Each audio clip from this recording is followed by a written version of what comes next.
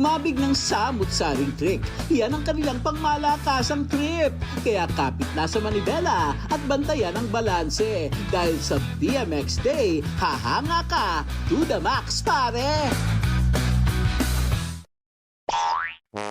Hindi lang simpleng padyak ang puhunan dito, kundi lakas ng loob, tibay ng tuhod at kapal ng fes kapag sumemplang ng todo. Siyempre, di nawawala ang mga eksenang aray ko po. May sumesemplang, may muntik ng yumakap sa semento. Ahaw, hahay, hoy! Si kuya naman, ba't mga utaw ang sinargo?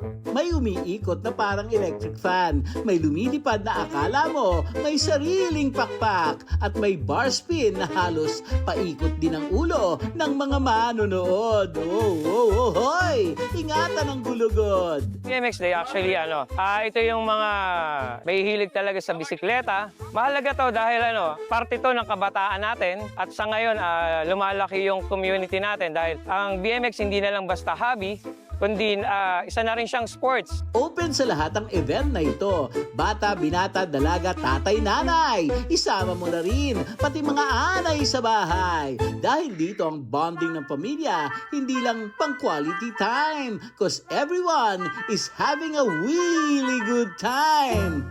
Matagal na ako nagbi-BMX simula nung bata ako. But recently, nag-start lang kami dalawa mga start of this year. Bumalik ako kasi para nakaka-bike kami together nung anak ko.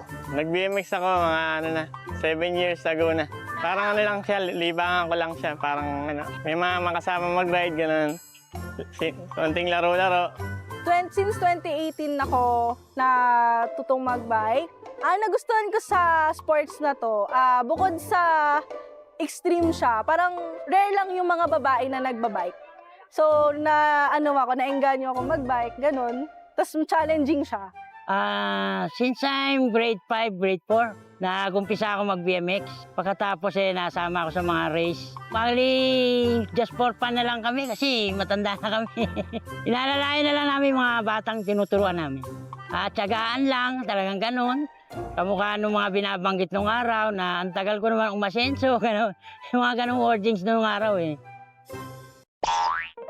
Dito sa BMX Day, ang excitement super okay. At sa bawat kompetisyon na dama ang bawat tensyon, talagang tanggal din ang naipon mong stress at konsumisyon.